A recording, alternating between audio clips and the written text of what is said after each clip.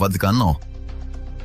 Ενώ χιλιάδες τουρίστες συγκεντρώνονται στην πλατεία του Αγίου Πέτρου, πίσω από τα πανύψηλα τείχη ενός από τα πιο κλειστά κτίρια του κόσμου, ξεκινά μια άλλη ζωή. Στους διαδρόμους περπατούν άνθρωποι που δεν θα δουν ποτέ οι επισκέπτες. Ανοίγουν βαριές πόρτες που οδηγούν σε χώρους στους οποίους έχουν πρόσβαση μόνο ελάχιστοι. Βαθιά μέσα στο συγκρότημα κρύβονται δεκάδες κλειστές αίθουσες, αρχαία θησαυροφυλάκια και περάσματα, για την ύπαρξη των οποίων οι περισσότεροι άνθρωποι δεν έχουν καν ιδέα. Με την πρώτη ματιά φαίνεται ότι πρόκειται απλώς για μία από τις πιο γνωστές εκκλησίες στη γη, αλλά στην πραγματικότητα στο εσωτερικό της βρίσκεται ένα τεράστιο συγκρότημα, το οποίο χτιζόταν και ανακατασκευαζόταν για πολλούς αιώνες. Κάτω από τη γη και πίσω από τείχους πάχους πολλών μέτρων κρύβονται χώροι όπου φυλάσσονταν για αιώνες τα σπουδαιότερα κοιμήλια, έργα τέχνης και έγγραφα, στα οποία η πρόσβαση παραμένει περιορισμένη μέχρι σήμερα. Και όσο πιο βαθιά μελετούσαν οι ιστορικοί τη δομή αυτού του συγκροτήματος, τόσο πιο προφανές γινόταν. Πρόκειται για ένα από τα πιο μυστηριώδη οικοδομήματα στον κόσμο. Σε αυτό το βίντεο θα σας δείξουμε τι κρύβεται μέσα στην πιο μυστική εκκλησία του κόσμου, ποιους χώρους δεν βλέπουν ποτέ οι περισσότεροι επισκέπτες και γιατί γύρω από αυτό το μέρος υπάρχουν ακόμα τόσα πολλά μυστικά. Φανταστείτε ότι στέκεστε στο κέντρο ενός τεράστιου καθεδρικού ναού. Ακριβώς από πάνω σας υψώνεται ένας γιγάντιος θόρος βάρος δεκάδων χιλιάδων τόνων. Κοιτάζετε το πολύχρωμο μαρμάρινο δάπεδο και δεν φαντάζεστε, ακριβώς κάτω από τα παπούτσια σας, σε βάθος μόλις λίγων μέτρων, ξεκινά ένα σκοτεινό κενό. Εκεί κρύβεται μια αρχαία ρωμαϊκή νεκρόπολη, η οποία για αιώνες ήταν εντελώς απομονωμένη από τον εξωκόσμο. Το 1940, ο Πάπας Πίος XII δίνει μια μυστική εντολή να ξεκινήσουν ανασκαφές ακριβώς κάτω από την κεντρική Αγία Τράπεζα. Αυτή η απόφαση κρατήθηκε ως επτασφράγιστο μυστικών. Δεν έπρεπε να διαρρεύσει ούτε παραμικρή χήνη. Σύμφωνα με τις παραδόσεις, ακριβώς εκεί βρισκόταν ο τάφος του πρώτου Αποστόλιου, αλλά δεν υπήρχε καμία βεβαίωση. Το να σκάβεις κάτω από έναν εν λειτουργία καθεδρικό ναό σημαίνει ότι έθετε σε κίνδυνο ολόκληρη την κατασκευή. Οι μηχανικοί προειδοποίησαν αμέσως για τον τεράστιο κίνδυνο. Το κτίριο του καθεδρικού ναού πιέζει το έδαφος με απίστευτη δύναμη. Οι υπόγειες εργασίες θα μπορούσαν να διαταράξουν την ισορροπία του εδάφους. Μία λάθος κίνηση, ένα δυνατό χτύπημα και τα θεμέλια θα μπορούσαν να ραγίσουν. Τότε ο θόλος πολλών τόνων θα κατέρεε απλώς προς τα κάτω, παρασύροντας μαζί του ολόκληρο το οικοδόμημα. Αυτή θα ήταν η μεγαλύτερη τεχνική τραγωδία στην ιστορία. Οι εργάτες κατέβαιναν κάτω από τη γη με απόλυτη ησυχία. Εδράζονταν με τα χέρια χωρίς βαριά μηχανήματα. Ο φωτισμός ήταν αμυδρός. Μέσα από τη σκόνη αιώνων άνοιγαν δρόμο μέσα από την τοιχοποιία. Και ξαφνικά τα φτιάρια βρήκαν κάτι σκληρό. Μια απίστευτη εικόνα αποκαλύφθηκε μπροστά στους ερευνητές. Δεν ήταν απλώς υπόγεια, κάτω από το δάπεδο υπήρχαν τείχη αλφιών σπιτιών. Οι επιστήμονες ανακάλυψαν μια ρωμαϊκή νεκρόπολη, μια πόλη των νεκρών με στενά δρομάκια και κρύπτες. Αμέσως προέκυψε ένας νέος λόγος ανησυχίας. Ο αέρας μέσα σε αυτές τις αίθουσες δεν είχε ανανεωθεί για 2.000 χρόνια. Η τύχη ήταν καλυμμένη με μούχρα αιώνων. Μόλις μπήκε φρέσκος αέρας στο υπόγειο, οι μοναδικές τοιχογραφίες άρχισαν να καταστρέφονται ραγδαία και τα χρώματα ξεθόριαζαν μέσα σε λίγες ώρες. Οι μηχανικοί έπρεπε να επινοήσουν επιγόντως ένα σύστημα εξαερισμού, ενισχύοντας παράλληλα κάθε μέτρο της οροφής με ατσάλινα στηρίγματα. Εδώ είναι σκόπιμο να παρομοιάσουμε την κατασκευή με σφολιάτα. Το κατώτερο στρώμα αποτελείται από αρχαίους τάφους του 1ου αιώνα. Πιο πάνω βρίσκεται η πρώτη εκκλησία του 4ου αιώνα και πάνω σε αυτήν στέκεται ο σύγχρονος καθεδρικός ναός. Το σπουδαιότερο κτίριο του πλανήτη στήριζεται κυριολεκτικά πάνω σε κενά αιώνων. Το 1942 οι αρχαιολόγοι ανακάλυψαν μια κλυφή κόνχη στον τοίχο. Ήταν επενδυμένη με μάρμαρο. Μέσα υπήρχαν αρχαία οστά. Το 1950 ο Πάπας Πίος XII ανακοίνωσε ότι ο τόπος ταφής του πρώτου Αποστόλου είχε επιτέλους βρεθεί. Ωστόσο, οι επιστημονικές διαμάχες σχετικά με τη γνησιότητα των λειψάνων συνεχίζονταν. Χρειάστηκαν χρόνια περίπλοκων εξετάσεων και μόλις το 1968 ο επόμενος επικεφαλής της Εκκλησίας, ο Πάπας Παύλος VI, έδωσε ένα τέλος ανακοινώνοντας τον κόσμο. Οι έρευνες επιβεβαίωσαν ότι τα οστά ανήκαν πράγματι στον Άγιο Πέτρο. Αλλά αν οι υπόγειοι λαβύρινθοι τρόμαζαν τους μηχανικούς με τη φυσική της ευθραυστότητα, ο επόμενος χώρος του καθεδρικού ναού κρύβει έναν κίνδυνο εντελώς διαφορετικού είδους. Εκεί, πίσω από τις ογκώδεις πόρτες, φυλάσσονται έγγραφα ικανά να ξαναγράψουν την ιστορία ολόκληρων κρατών. 85 χιλιόμετρα ατσάλινων ραφιών, κρυμμένα σε βαθιούς υπόγειους λαβύρινθους, πίσω από τεράστιες πλάκες από μπετόν, σκοτεινή διάδρομη όπου ένα λάθος βήμα του ερευνητή μπορεί να του στερήσει την πρόσβαση για πάντα. Τι ακριβώς κρύβουν εδώ και αιώνες σε αυτές τις σκοτεινές αίθουσες? Στο διαδίκτυο κυκλοφορούν διάφοροι θρύοι. Κάποιοι συγγραφείς γράφουν ότι μέσα σε αυτούς τους τοίχους κρύβεται το λεγόμενο χρονοσκόπιο. Πρόκειται για μια μυστική συσκευή, η οποία υποτίθεται ότι επιτρέπει να βλέπει κανείς γεγονότα του μακρινού παρελθόντος. Ένας άλλος γνωστός θρύλος λέει ότι κάτω από τη γη βρίσκονται μυστικά στοιχεία για επαφές με εξωγήινους πολιτισμούς. Όμως η πραγματική κατάσταση αποδεικνύεται πολύ πιο ενδιαφέρουσα από οποιαδήποτε φανταστική επινόηση. Το κύριο μυστικό αυτών των μερών είναι τα αυθεντικά διαπραγματικά έγγραφα, τα οποία επί αιώνες άλλαζαν κρυφά το χάρτη του κόσμου. Κατά τη διάρκεια των αιώνων, οι ηγεμόνες διαφόρων χωρών έστελαν εδώ απόρριτα έγγραφα. Εδώ φυλάσσεται το περίφημο αίτημα του Άγγλου βασιλιά Ερίκου VIII για την ακύρωση του γάμου του, το οποίο χώρισε για πάντα τον ευρωπαϊκό θρησκευτικό κόσμο. Όμως πολλοί φάκελοι παρέμεναν κλειστοί για αιώνες λόγω απλών ανθρώπινων λαθών. Είναι γνωστό ένα πραγματικό ιστορικό, όπου ένα εξαιρετικά σημαντικό έγγραφο, η Τεργαμηνή της Ινών, θεωρούνταν χαμένο για εκατοντάδες χρόνια λόγω μιας λανθασμένης σημείωσης σε ένα παλιό κατάλογο. Μόλις το 2001, η ερευνήτρια Μπάρμπαρα Φράλε ανακάλυψε τυχαία το έγγραφο σε μια απομακρυσμένη ντουλάπα. Το κείμενο απέδειξε ότι η ηγεσία της Εκκλησίας είχε αφώσει κρυφά το τάγμα των λαϊκών ήδη από το 1308, αλλά το απέκρυπτε για πολιτικό όφελος. Η διάταξη αυτού του τεράστιου αρχαιοφυλακίου θυμίζει, ως προς την ασφάλειά της, μια προηγμένη σύγχρονη τράπεζα. Κάθε ξεχωριστή ζώνη έχει το δικό της αυστηρό επίπεδο ηλεκτρονικής πρόσβασης. Στο εσωτερικό των αιθουσών διατηρείται άλλοτε 24 ώρα ένα ειδικό κλίμα. Οι ειδικοί αισθητήρες ευαισθησίας παρακολουθούν καθημερινά την υγρασία και τη θερμοκρασία του αέρα. Αν αυτοί οι δείκτες αλλάξουν έστω και ελάχιστα, ο έξυπνος αυτοματισμός θα ενεργοποιήσει αμέσως τα συστήματα σταθεροποίησης και θα στείλει σήμα συναγερμού στον πίνακα ελέγχου ασφαλείας. Το παλιό χαρτί δεν πρέπει να υποστεί ζημιά από την υγρασία. Ένας απλός επισκέπτης δεν θα μπει ποτέ εδώ. Πρόσβαση σε αυτούς τους χώρους έχουν μόνο καταξιωμένοι επιστήμονες παγκοσμίου φήμης, αλλά ακόμη και σε αυτούς απαγορεύεται αυστηρά να κυκλοφορούν μόνοι τους ανάμεσα στις σειρές των ραφιών. Η διαδικασία λειτουργεί διαφορετικά. Ο επιστήμονας κάθεται σε ένα απομονωμένο δωμάτιο και συντάσσει ένα έγγραφο έτοιμα. Ένας ειδικός υπάλληλος εισέρχεται στο σκοτεινό λαβύρινθο των αφιών και φέρνει μόνο ένα συγκεκριμένο έγγραφο. Απαγορεύεται η κατοχή κινητών συσκευών ή η δημιουργία αντιγράφων. Κάθε κίνηση του επισκέπτη παρακολουθείται προσεκτικά από τους ειδικούς βάρδιας μέσα από τους φακούς κρυφών καμέρων.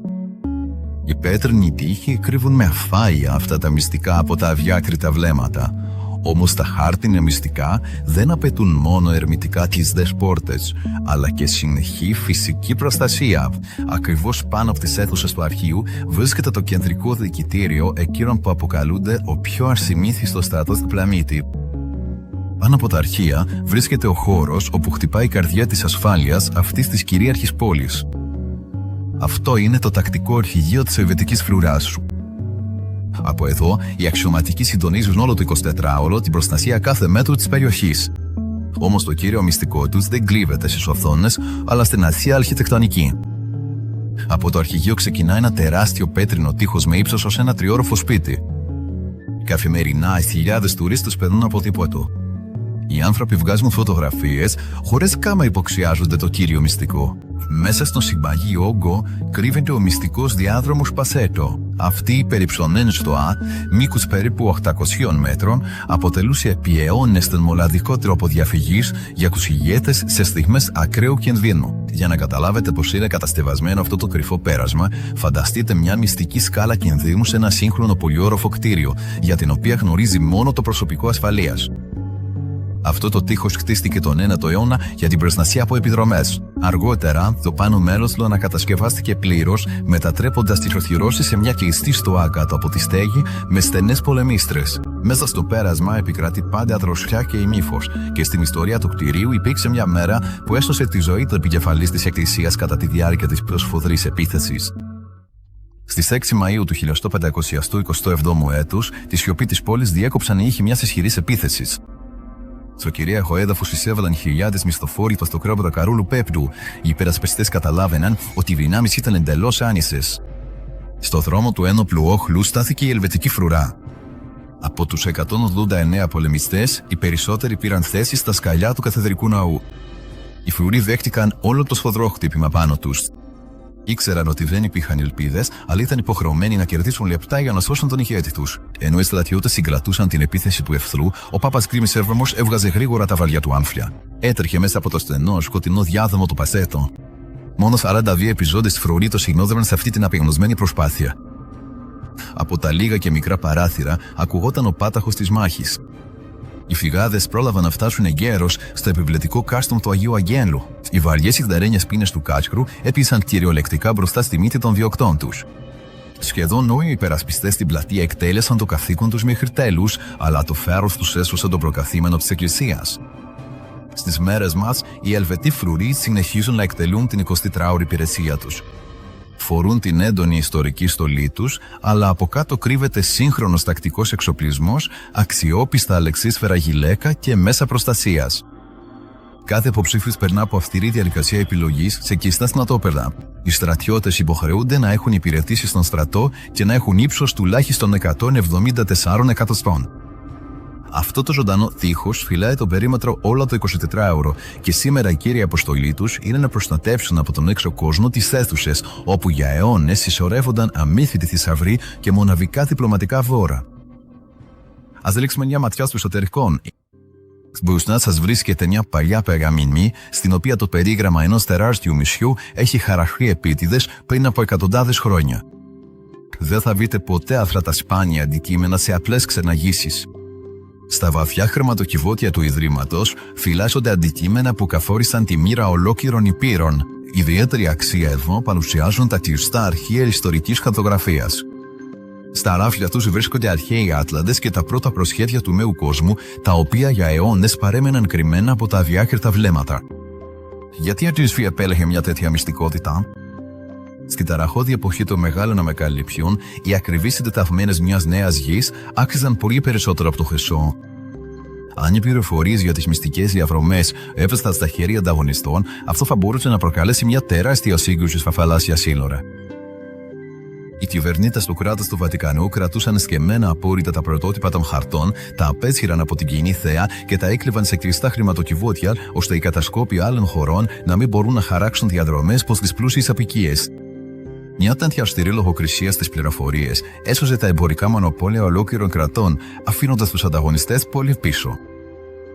Εδώ βρίσκονται αυθεντικά ιστορικά τεκμήρια της καιρής διπλωματίας περασμένων αιώνων.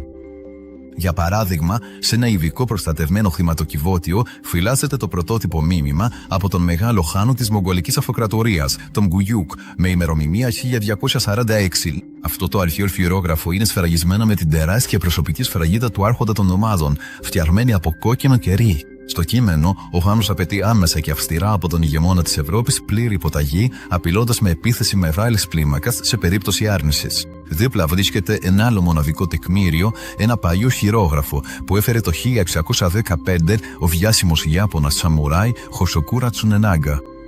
Αυτό το σημαντικό έγγραφο είναι γραμμένο σε εξαιρετικά λεπτό παραδοσιακό χαρτί με χρήση καθαρού φύλου χρυσού. Ο θαραλέος Ιάπωνας πολεμιστής διέσχισε 2 ωκεανούς με ένα διπλωματικό πλοίο για να παραδώσει προσωπικά αυτό το μήνυμα σχετικά με τη σύναψη εμπορικής συμμαχίας και την προστασία των χριστιανών ιεροκηρύκων στη μακρινή πατρίδα του. Πρόσβαση σε αυτά τα κοιμήλια έχει μόνο ένας περιορισμένος κύκλος ανώτατων στελεχών και έμπιστων ειδικών. Αυτοί οι θησαυροί φυλάσσονται με ιδιαίτερη προσοχή όχι μόνο για την υλική τους αξία. Αποδεικνύουν περίτρανα πως, με τη βοήθεια πονηρών τεχνασμάτων, πολύτιμων δώρων και μυστικών μηνυμάτων, διαμορφωνόταν η πραγματική παγκόσμια γεωπολιτική στους περασμένους αιώνες. Οι ιστορικοί εξακολουθούν να βρίσκουν σε αυτές τις αίθουσες απαντήσεις στα κύρια μυστέρια του παρελθόντος. Όμως, πέρα από τα μοναδικά έργα τέχνης, τα σπάνια διπλωματικά δώρα και τους μεσαιωνικούς χάρτες, μέσα σε αυτό το κυρίαρχο συγκρότημα υπάρχει μια δομή που διακινεί δισεκατομμύρια μέσα σε απόλυτη σιωπή. Εκεί, πίσω από τους παχείς τοίχους του μεσαιωνικού πύργου, κρύβεται η οικονομική καρδιά, η οποία λειτουργεί με τους δικούς της νόμους. Ατσάλινα κίστρα πολλών τόνων, τα οποία σε περίπτωση συναγερμούς ραγίζουν τις εισόδους χωρίς να υπάρχει δυνατότητα να ανοίξουν, ακόμη και με εισαγωγή κωβικών από το εσωτερικό. Πλήρης αυτόματη απομόνωση από τον έξω κόσμο μέσα σε κλάσματα του δευτερολέπτου. Έτσι ακριβώς είναι οργανωμένη η ασφάλεια στη πιο πιστή τράπεζα του πλανήτη. Αυτή η δομή ονομάζεται επίσημα Ινστιτούτο Θρησκευτικών Έργων. Βρίσκεται μέσα στον μεσαιωνικό πύργο του Νικολάου Πέμπτου. Το πάχος των πέτρινων τοίχων της ξεπερνά τα 3 μέτρα. Κάθε μέρα χιλιάδες άνθρωποι περνούν μπροστά από το αυστηρό κτίριο, αλλά κανείς δεν μπορεί να ρίξει μια ματιά στο εσωτερικό. Εδώ δεν ισχύουν οι συνηθισμένοι νόμοι της παγκόσμιας οικονομίας. Είναι σαν ένα απομονωμένο νησί στη μέση του ωκεανού που συμμετρούς δικούς του νόμους. Εδώ απουσιάζει πλήρως ο τυπικός διεθνής φορολογικός έλεγχος. Το Ίδρυμα δεν υπάγεται σε υπουργεία άλλων χωρών και δεν αποκαλύπτει ποτέ τα ονόματα των κατόχων λογαριασμών. Μέσα στο φρούριο βρίσκεται, ίσως, το πιο ασυνήθιστο ATM στον πλανήτη, το οποίο η διεπαφή είναι πλήρως μεταφρασμένη στα λατινικά. Αντί για τις συνηθισμένες εντολές, χαιρετά τον χρήστη και ζητά να επιλέξει μια λειτουργία στη γλώσσα της αρχαίας Ρώμης. Πελάτες μπορούν να γίνουν μόνο κληρικοί, υπάλληλοι του καθεδρικού ναού και διπλωμάτες. Όλες οι συναλλαγές πραγματοποιούνται σε καθεστώς απόλυτης μυστικότητας. Για μεγάλο χρονικό διάστημα, η δομή παρέμενε απρόσβλητη σε οποιουσδήποτε εξωτερικούς ελέγχους. Ωστόσο, το 2010 ξέσπασε ένα μεγάλο διεθνές σκάνδαλο. Η Ρωμαϊκή Εισαγγελία πάγωσε απροσδόκητα 23 εκατομμύρια ευρώ σε μεταβατικούς λογαριασμούς του οργανισμού. Ξέσπασε μια ηχηρή έρευνα. Υπό έρευνα τέθηκε ο πρόεδρος του Ιδρύματος, Ettore Gotti Tedeschi. Οι ρυθμιστικές αρχές απέτησαν να ανοίξουν οι κρυφές αναφορές. Σε αυτή την κρίσιμη στιγμή, ο Πάπας Βενέδικτος XVI έλαβε μια ιστορική απόφαση. Για πρώτη φορά, προσκάλεσε ανεξάρτητους εμπειρογνώμονες από την Ειδική Επιτροπή Μάνιβαλ για να διενεργήσουν πλήρη έλεγχο. Η διοίκηση αναγκάζεται να ξαμαυράψει τους κανόνες για να αποφύγει την απομόνωση από το παγκόσμιο τραπεζικό σύστημα. Οι ειδικοί έλεγξαν τα έγγραφα και έκλεισαν σχεδόν 5.000 ύποπτους λογαριασμούς. Η ελληνική ισχύ αυτού του οικονομικού φρουρίου είναι κρυμμένη βαθιά κάτω από τη γη. Τα κύρια θωρακισμένα χρηματοκιβώτια είναι ενσωματωμένα απευθείας στα ισχυρά θεμέλια του πύργου. Οι μηχανικοί δημιούργησαν ένα μοναδικό σύστημα προστασίας έκτακτης ανάγκης. Αν οι εξωτερικοί αισθητήρες ανιχνεύουν την παραμικρή απόπειρα φυσικής παραβίασης ή απειλή παραμόρφωσης των τοίχων, ο αυτοματισμός σφραγίζει αμέσως όλες τις προσβάσεις προς τα υπόγεια επίπεδα. Το ίδιο το φυσαυραφιάκιο προστατεύεται σύμφωνα με τα υψηλότερα πρότυπα της ελβετικής τραπεζικής ασφάλειας, συνδυάζοντας πολυεπίπεδη θωράκιση, πόρτες χρηματοκιβωτίων σύνθετης κατασκευής και σύγχρονα βιομετρικά συστήματα, τα οποία είναι αδύνατο να παρακαμφθούν χωρίς τη γνώση της διοίκησης. Τέτοια μέτρα προστασίας φυλάσσουν αξιόπιστα τεράστιες αξίες από ληστές. Όμως, στο σύγχρονο κόσμο, ο χρυσός και το χρήμα δεν απαιτούν μόνο ανθεκτικές πόρτες και χοντρούς τοίχους. Στις μέρες μας, η κύρια μάχη για τα μυστικά έχει μεταφερθεί σε ένα άλλο επίπεδο. Τώρα το αόρατο μέτωπο περνά μέσα από ραδιοκύματα και σε στοιχείες διακομιστών. Στα ανώτερα επίπεδα, οι ειδικοί αποκρούν όλο το 24ωρο επικίνδυνες επιθέσεις από το παγκόσμιο δίκτυο. Σε ολόκληρη την επικράτεια αυτού του μικροσκοπικού κράτους έχει κηρυχθεί επίσημα ζώνη πλήρως απαγορευμένη για οποιασδήποτε πτήσεις. Αν ένα πολιτικό ντρόουν επιχειρήσει να διασχίσει την αόρατη γραμμή και να πλησιάσει τα κτίρια, η αστυνομία θα αναλάβει αμέσως τον έλεγχο. Και στις στιγμές των πιο σημαντικών πολιτικών γεγονότων, όταν οι ηγέτες συγκεντρώνονται για κλειστές συσκέψεις, οι ειδικές υπηρεσίες ενεργοποιούν οι σκληρές γεννήθρες παρεμβολών.